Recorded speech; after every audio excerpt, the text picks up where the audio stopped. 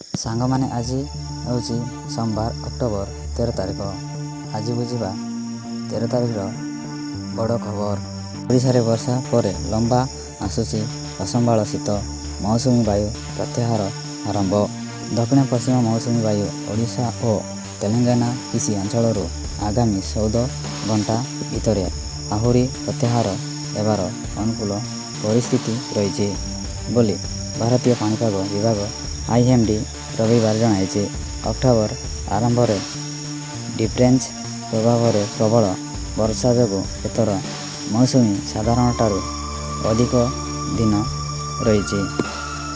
June ମାସରୁ ବଙ୍ଗୋପସାଗରରେ ସାଧାରଣ 12-14ଟି ଲଘୁଚାପ ବିପରୀତରେ ଏଥର 16ଟି ହୋଇଥିଲା।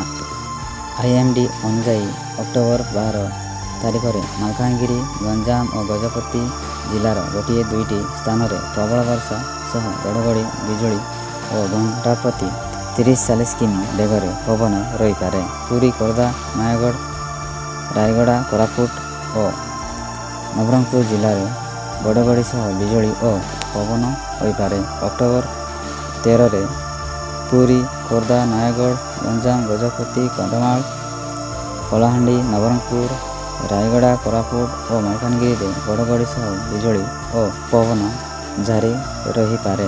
ଅକ୍ଟୋବର 14ରେ ନବରଙ୍ଗପୁର, କଳାହାଣ୍ଡି, କୋରାପୁଟ, ମାଲକାନଗିରି, ରାୟଗଡ଼ା, ଗଜପତି ଓ ଗଞ୍ଜାମରେ ଏହି ପାଣିପାଗ ରହିବ। ଏହାପରେ ପ୍ରବଳ ବର୍ଷା ସତର୍କତା ନାହିଁ। ଅକ୍ଟୋବର 15 ଯାଏଁ ରାଜ୍ୟର ବିଭିନ୍ନ ସ୍ଥାନରେ ରାତି ତାପମାତ୍ରା ସାଧାରଣଠାରୁ 2.7ରୁ 3 ଡିଗ୍ରୀ ସେଲସିୟସ୍ ଅଧିକ ରହିପାରେ। ଅକ୍ଟୋବର 16ରୁ 22 ଯାଏଁ ଦେଶର ଅଧିକାଂଶ ସ୍ଥାନରେ ରାତି ତାପମାତ୍ରା ସାଧାରଣ କିମ୍ବା ସାମାନ୍ୟ କମ୍ ରହିବ।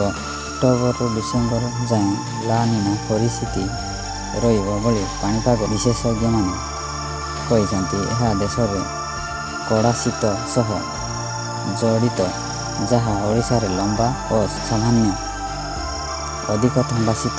ପାଣିପାଗରେ ରିପୋର୍ଟ ଅନୁଯାୟୀ ଶୀତ ଅତ୍ୟଧିକ କଡ଼ା ହେବ ବୋଲି କହିବେ ନାହିଁ, କିନ୍ତୁ ସାମାନ୍ୟ ଥଣ୍ଡା ରହିବ।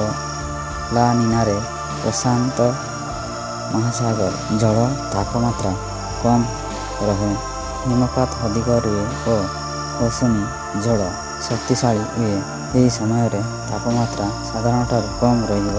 ପାଣିପାଗ ବିଶେଷଜ୍ଞମାନେ କହିଛନ୍ତି ଯେ ଉତ୍ତର ପଶ୍ଚିମ ଥଣ୍ଡା ପବନର ପ୍ରଭାବ ଶକ୍ତିଶାଳୀ ହେବାରୁ ଓଡ଼ିଶାରେ ଶୀତ ଲମ୍ବା ଓ ଅଧିକ ହେବାର ସମ୍ଭାବନା ରହିଛି। ଏହା କୃଷି ଓ ଦୈନନ୍ଦିନ ଜୀବନକୁ ପ୍ରଭାବିତ କରିପାରେ। ବ୍ୟୁରୋ ରିପୋର୍ଟ, ମାଲକାନଗିରି ନଜର।